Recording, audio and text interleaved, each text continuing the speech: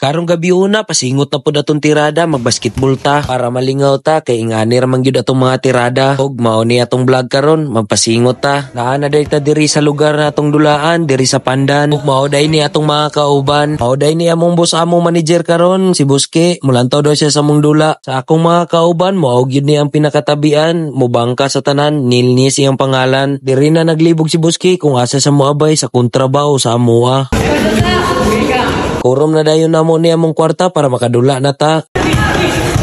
Dili mo na boss.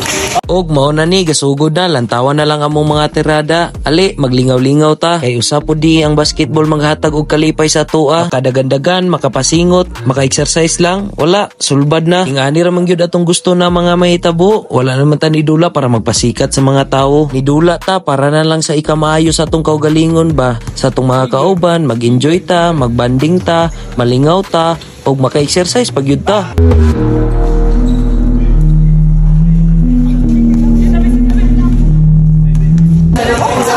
Malas kita upat.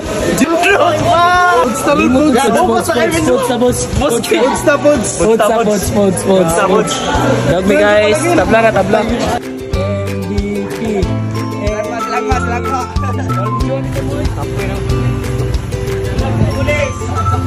Check point. Lagmarito miracle. Anga. Padulong na daytaan ni og galangalangan, wala ginaylain adtuan, basagikan og basketbolan, halangalangan gyud na ang biradahan. Paabot pa day namo si Buske, kay hapit pa man siya sa iyang tindahan. Nigalit lang siya sulpot diri sa atong atubangan, nawa pud nato na matikdan, naabot na pud dayon ta diri sa halangalangan.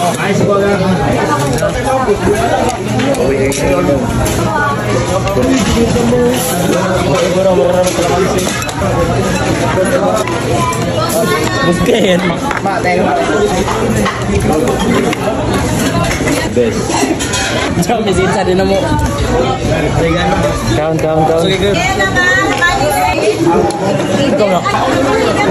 Perfect bite. Minimum.